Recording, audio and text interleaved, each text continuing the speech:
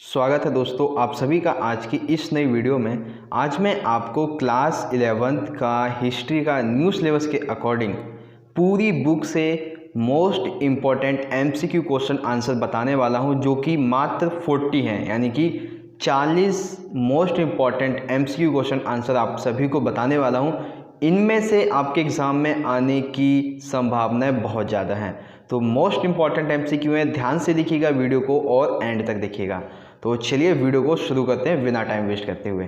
दोस्तों वीडियो अच्छी लगे तो वीडियो को लाइक करना, शेयर करना अपने दोस्तों के साथ। वीडियो के नीचे कमेंट करके बताइएगा वीडियो कैसी लगी और चैनल को सब्सक्राइब अवश्य कर लीजिएगा। तो सबसे पहला एमसीक्यू आपकी स्क्रीन पे देखिए। सबसे पहला एमसीक्यू है, निम्नलिखित में से मेसोपोटामिया की सभ्यता नहीं है। ठीक है, निम्नलिखित में से, इसमें एक वर्ड लिखा है ये वाला, इसको आप भूल जाइए। निम्नलिखित में से मेसोपोटामिया की सभ्यता नहीं है। आपके ऑप्शन है, यह शब्द यूनानी भाषा के दो शब्दों मेसोस यानी कि मध्य और पोटोमोस यानी कि नदी से मिलकर बना है। सही है ये वाला। मेसोपोटामिया दजला व फरात नदियों के बीच की उपजाऊ धरती को इंगित करता है, ये भी सही है। मेसोपोटामिया सभ्यता का जो आजकल ये प्रदेश है, आजकल इसे इराक गणराज्य के नाम से जाना जाता है, यानी कि मेसोपोटामिया का तत्कालीन नाम है इराक गणराज्य। ठीक है, ये भी सही है। फोर्थ है, मेसोपोटामिया की विश्व को सबसे बड़ी देन लेखन कला है। ये गलत है, क्योंकि मेसोपोटामिया की विश्व को सबसे बड़ी देन है काल गणना। ठीक है, यानी कि कौन सी विशेषता नहीं है, फोर्थ वाली नहीं है। आई होप समझ गए क्वेश्चन फर्स्ट। सेकंड देखिए, भाप की शक्ति का इस्तेमाल सर्वप्रथम किस में किया गया था? भाप की शक्ति का जो इस्तेमाल है वो सर्वप्रथम किस उपयोग में लाया गया था? खनन उद्योगों में, बिजली बनाने के उपयोग में, रेलगाड़ी के उपयोग में, मतलब रेलगाड़ी के इंजन के उपयोग में, या इनमें से कोई नहीं? तो इसका सही आंसर है, भाप की शक्ति का सर्वप्रथम इस्तेमाल खनन उद्योगों में किया गया था। ठीक है, अगला देखिए क्वेश्चन थर्ड, रोमन साम्राज्य में लेखन सामग्री के लिए निम्नलिखित में से किसका अधिक उपयोग होता था? यानी कि रोमन साम्राज्य में जो लेखन सामग्री होती थी उसके संदर्भ में किसका उपयोग अधिक होता था? पेपायरस पत्र का होता था, कागजों का होता था, धातु की पट्टिकाओं का होता था, या मिट्टी की पट्टिकाओं का होता था? ठीक है, तो इसका सही आंसर है पहला, पेपायरस पत्रों का इस्तेमाल हुआ करता था। ठीक है, अगला देखिए क्वेश्चन फोर्थ है, नहरोन्माद के संदर्भ में इनमें से कौन सा कथन जो है वो गलत है? ठीक है, तो पहला देखिए, 1761 ईस्वी में जेम्स ब्रिंडली के द्वारा इंग्लैंड में एक पहली नहर वर्सनली कैनाल बनाई गई थी। दूसरा, 1788-1796 तक यानी कि 8 वर्ष की इस अवधि को नहरोन्माद के नाम से पुकारा जाता है। ठीक है, यह 46 नहरों की निर्माण की, मतलब नहरोन्माद के जरिए 46 नहरें निर्माण की जाएंगी, इस परियोजना को हाथ में लिया गया। फोर्थ है, वर्सनली कैनाल, इस नहर का उपयोग खनन भंडारों से शहर तक कोयला ले जाने के लिए किया जाता था। ये वाला गलत है, क्योंकि वर्सनली कैनाल जो है, इस नहर का उपयोग कोयला भंडारों से कोयला ले जाने के लिए शहर तक किया जाता था। ठीक है, तो कौन सी विशेषता नहीं है? फोर्थ वाली नहीं है। आई होप क्वेश्चन फोर्थ समझ गए होंगे। क्वेश्चन नंबर 5 देखिए, हदीस क्या है? हदीस जो है ये क्या है? पैगंबर मोहम्मद के कथन एवं कृत्य हैं इसमें, ये कुरान की टीकाएं हैं, ये जीवन चरित्र हैं, उपरोक्त में से कोई नहीं है। तो हदीस जो है वो पैगंबर मोहम्मद के कथन एवं कृत्य के बारे में इसमें लिखा गया है। ठीक है, क्वेश्चन 5 देखिए, 6 है, सामंतवाद जर्मन शब्द फ्यूड से बना है, इसका अर्थ क्या होता है? भूमि का टुकड़ा, कृषक, आपसी विवाद, धार्मिक समुदाय का इतिहास। तो इसका सही आंसर है, जो सामंतवाद जर्मन शब्द फ्यूड से बना है, इसका अर्थ होता है भूमि का टुकड़ा। ठीक है, अगला देखिए क्वेश्चन नंबर 7, कृषि दास के संदर्भ में कौन सा कथन गलत है? कृषि दास के संदर्भ में कौन सा कथन गलत है? लॉर्ड के स्वामित्व वाली भूमि पर ये कृषि किया करते थे, सही है। लॉर्ड की आज्ञा के बिना ये जागीर को नहीं छोड़ सकते थे, ये भी सही है। विवाह संबंधों पर भी लॉर्ड का नियंत्रण होता था इन कृषि दासों के विवाह पर, ये भी सही है। इन लोगों के पास लॉर्ड के द्वारा दी गई भूमि के बड़े बड़े टुकड़े होते थे, ये वाला गलत है, क्योंकि ये जो कृषि दास थे वो लॉर्ड की भूमि पर एक बेगार करते थे, यानी कि ये काम भी करते थे, पैसा भी नहीं मिलता था, इनके पास खुद की ज़मीन नहीं होती थी। ठीक है, तो कौन सा कथन गलत है? फोर्थ वाला गलत है। क्वेश्चन नंबर 8 देखिए, गुटेन वर्ग के द्वारा 1455 में जब सबसे पहला छापाखाना खोला गया तो उसमें क्या छापा गया? बाइबल की कुछ प्रतियाँ छापी गई, मानवतावादी विषयों की पुस्तकें छापी गई, आयुर्विज्ञान का विश्वकोश छापा गया, मैकियावेली का प्रसिद्ध द ग्रंथ प्रिंस ये छापा गया था। तो गुटेनबर्ग जिसने 1455 में सबसे पहला एक छापाखाना खोला, इसमें सबसे पहले बाइबल की कुछ कृतियाँ मतलब प्रतियाँ यानी कि जो कॉपी होती हैं वो छापी गई थी। ठीक है। क्वेश्चन 9 देखिए, मानवतावाद का पिता के रूप में किसे जाना जाता है? मानवतावाद के पिता के रूप में किसे जाना जाता है? पेट्रोक को, इस्लाम को, अरस्तु को या गुटेनबर्ग को? तो मानवतावाद के पिता के रूप में पेट्रोक को जाना जाता है, यानी कि ऑप्शन फर्स्ट सही है। अगला देखिए क्वेश्चन नंबर 10 है, पहला अफीम युद्ध जो था वो कब हुआ था और किन के बीच में हुआ था? पहला अफीम युद्ध कब और किसके बीच हुआ? आपके ऑप्शन है, पहला ब्रिटेन और चीन के बीच 1839 से 1842 तक, अमेरिका और चीन के बीच 1838 से 1847 तक, ब्रिटेन और अमेरिका के बीच 1939 से 1942 या फिर इनमें से कोई नहीं। तो पहला अफीम युद्ध जो है वो हुआ था ब्रिटेन और चीन के बीच में, और कब तक हुआ था? 1839 से 42 तक। ठीक है। अगला देखिए क्वेश्चन नंबर 11 है, 16वीं शताब्दी में, एक सेकेंड छोटा कर देते हैं, 16वीं शताब्दी में महिलाओं की स्थिति के बारे में कौन सा कथन सही है? यानी कि 16वीं शताब्दी में महिलाओं की स्थिति कैसी थी उसके बारे में कौन सा कथन सही है? सार्वजनिक जीवन में महिलाओं की भागीदारी कम थी तथा महिलाओं को कारोबार में परामर्श आदि देने का अधिकार नहीं था। दहेज का प्रबंध न होने के कारण लड़कियों को, यानी कि जो विवाहित लड़कियां हुआ करती थीं, उन्हें भिक्षुणी बना दिया जाता था। व्यापारी परिवारों की महिलाओं को दुकान चलाने का अधिकार था। कहीं कहीं तो ये लोग, जो ये महिलाएं हुआ करती थी, ये राज भी किया करती थी। और फिर है उपरोक्त सभी। तो 16वीं शताब्दी में महिलाओं की स्थिति के बारे में उपरोक्त सभी जो कथन है ये सही है, यानी कि ऑप्शन 4 हमारा सही है। ठीक है। अगला देखिए क्वेश्चन नंबर 12 है, औद्योगिक क्रांति का सर्वप्रथम उपयोग अंग्रेजी में किस विद्वान ने किया था? औद्योगिक क्रांति शब्द का प्रयोग सर्वप्रथम अंग्रेजी में किसने किया गया था? ध्यान रखिएगा, अंग्रेजी में पूछा जा रहा है आपसे। आपके ऑप्शन है Arnold Toynbee, George Mitchell, Friedrich Engels, T S. Ashton. तो इसका सही आंसर है औद्योगिक क्रांति शब्द का प्रयोग सर्वप्रथम अंग्रेजी में आर्नोल्ड टाइनबी के द्वारा किया गया था। ठीक है।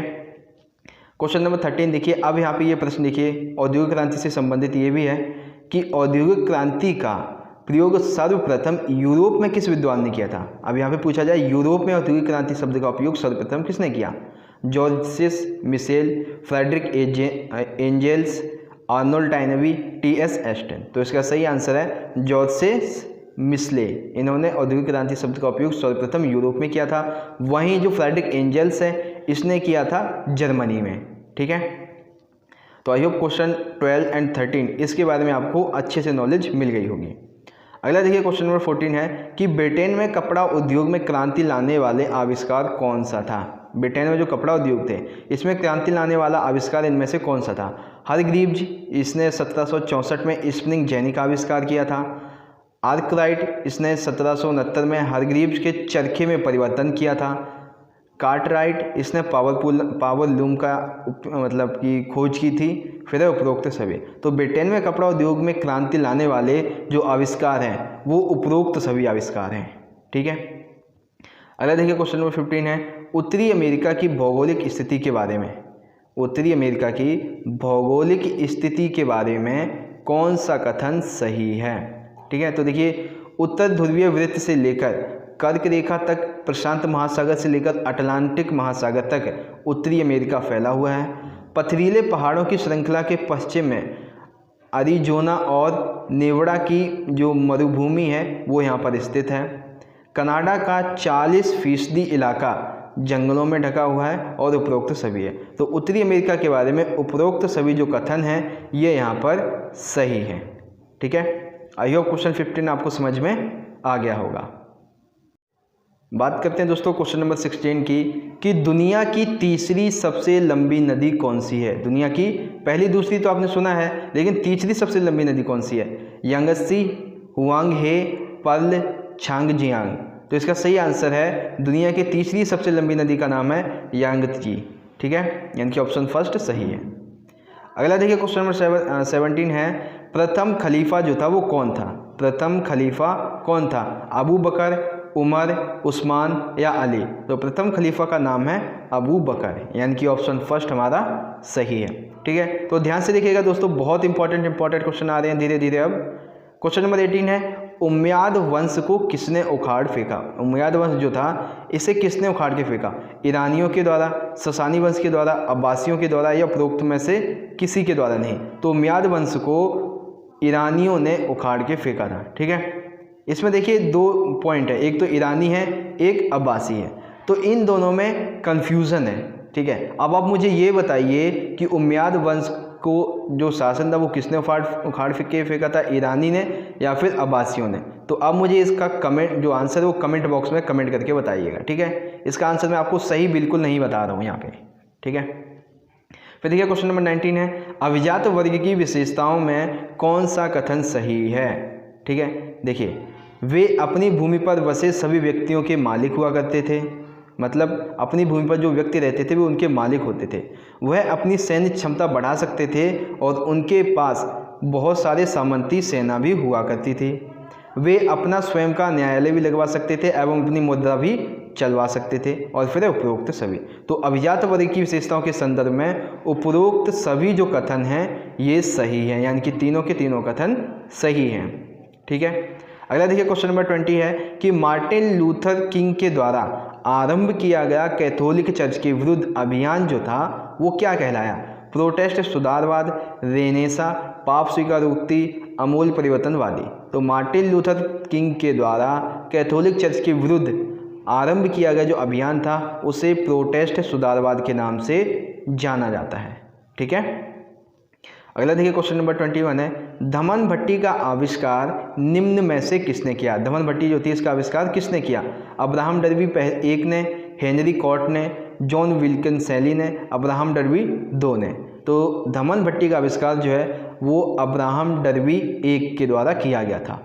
ठीक है, फिर देखिए क्वेश्चन नंबर 22 है, होपी समुदाय कौन था? होपी समुदाय जो था ये कौन था? आपके ऑप्शन है, कैलिफोर्निया के निकट रहने वाले आदिवासियों का एक समुदाय था, अमेरिका के ये मूल निवासी कहलाते थे, उत्तरी अमेरिका के आदिवासी थे, या फिर इनमें से नहीं, कोई नहीं?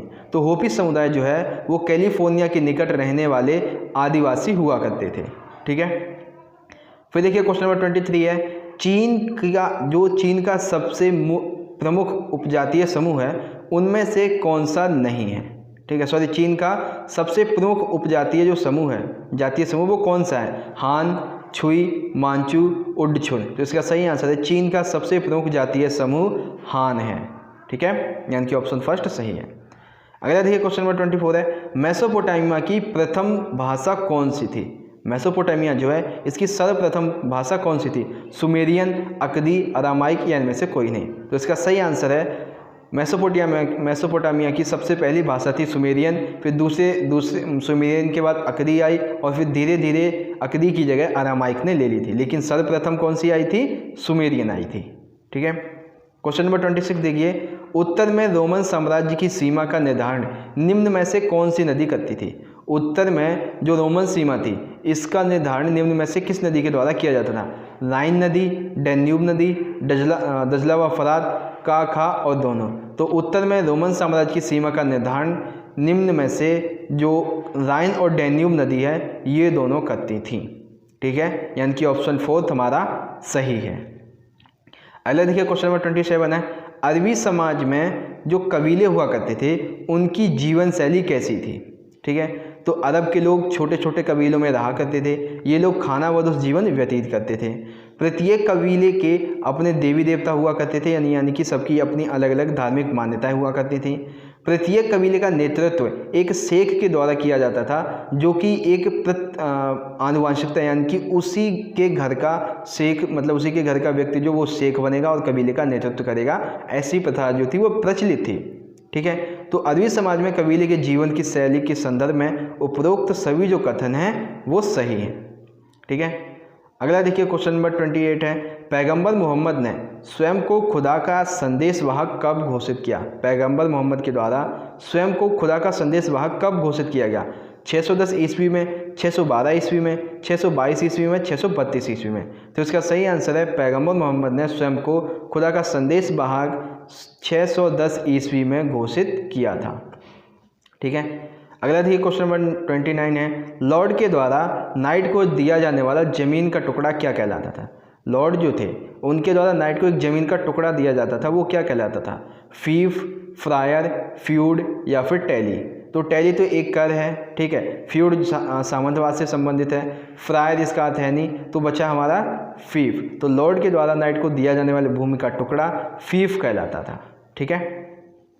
अगला देखिए क्वेश्चन नंबर 30 है कि बैंक ऑफ इंग्लैंड की स्थापना कब हुई थी। बैंक ऑफ जो इंग्लैंड है इसकी स्थापना कब हुई। 1694, 1800, 1820 या 1784। तो इसका सही आंसर है बैंक ऑफ इंडिया की स्थापना 1694 में की गई थी, ठीक है। अगला देखिए क्वेश्चन नंबर 31 है, अमेरिकियों के लिए फ्रंटियर का क्या अर्थ था। अमेरिका के जो लोग थे इनके लिए फ्रंटियर का क्या अर्थ था। पश्चिम की ओर बढ़ना, पूरब की ओर बढ़ना, उत्तर की ओर बढ़ना या दक्षिण की ओर बढ़ना। तो अमेरिकियों के लिए फ्रंटियर का अर्थ होता था पश्चिम की ओर अपने राज्य को और अधिक बढ़ाना, राज्य की सीमा को और अधिक बढ़ाना, ठीक है। क्वेश्चन नंबर 32 देखिए, मेसोपोटामिया की सभ्यता की निम्न में से कौन सी विशेषता नहीं है। मेसोपोटामिया की जो सभ्यता थी उसमें से निम्न में से कौन सी विशेषता है। मेसोपोटामिया एक शहरी और नगरीय सभ्यता थी, सही है। मेसोपोटामिया में लेखन कला का विकास हुआ था, सही है। मेसोपोटामिया सुदूर देशों से व्यापार करने वाली सभ्यता थी, सही है। यानी कि मेसोपोटामिया की सभ्यता के बारे में उपरोक्त सभी जो विशेषताएं हैं वो सही हैं, ठीक है।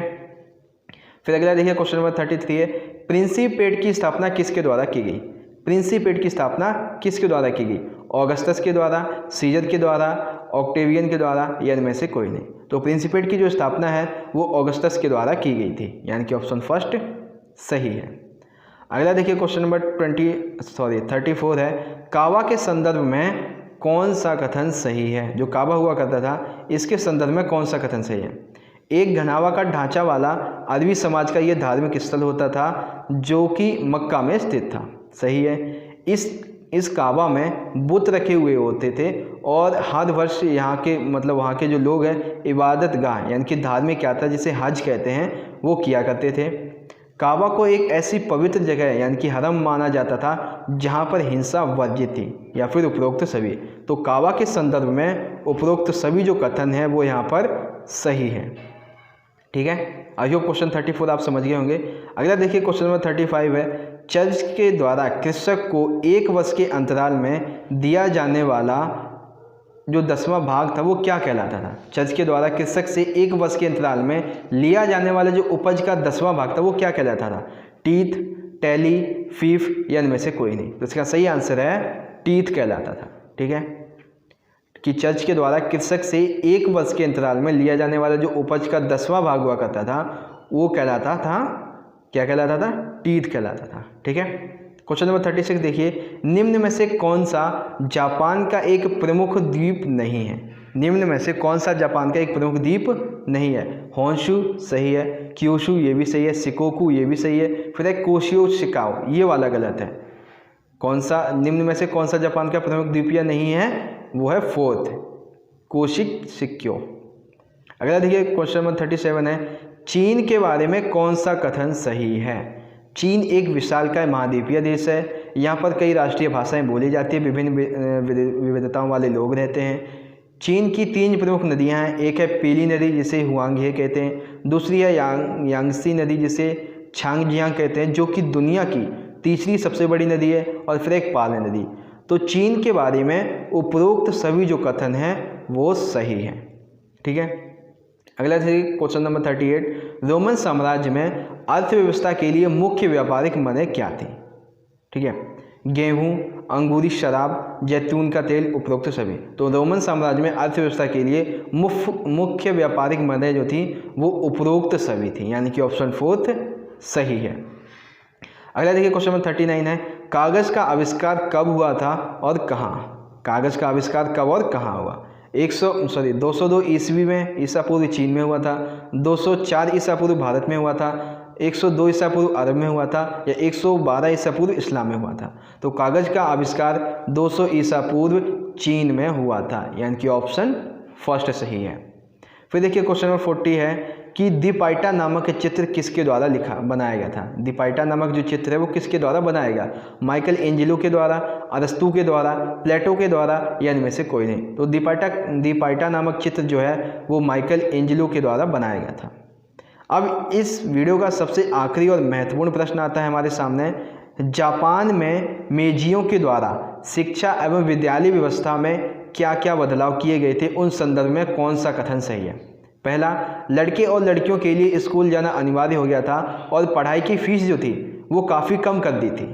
राज्य के प्रति निष्ठा और जापानी इतिहास के अध्ययन पर, इन बच्चों के अध्ययन पर बल दिया गया। तीसरा है, माता पिता के प्रति आदर व्यवहार और राष्ट्र के प्रति वफादारी और अच्छे नागरिक बनने की प्रेरणा दी जाती थी, या फिर उपरोक्त सभी। तो ये जो प्रश्न है इंपॉर्टेंट वाला, इसका सही आंसर हो जाएगा उपरोक्त सभी। ठीक है, कौन सा आंसर सही होगा, उपरोक्त सभी वाला। तो इस तरह से दोस्तों हमारी आज की ये वीडियो यहाँ पे ख़त्म होती है, और मैं आशा करता हूँ कि आज की ये वीडियो आपको ज़रूर पसंद आई होगी। इस वीडियो में मैंने आपको most important 40 MCQ question answer बता दिए हैं। अगर दोस्तों आपको वीडियो अच्छी लगी हो तो लाइक करना, इस वीडियो को ज़्यादा से ज़्यादा अपने सभी दोस्तों के साथ जरूर शेयर कर दीजिएगा। हम मिलेंगे अगली वीडियो में 3 या 4 मार्क्स के इंपॉर्टेंट क्वेश्चन आंसर की वीडियो के साथ। तब तक के लिए आप पढ़ते रहिए, अपना ख्याल रखिए। धन्यवाद। जय हिंद, वंदे मातरम।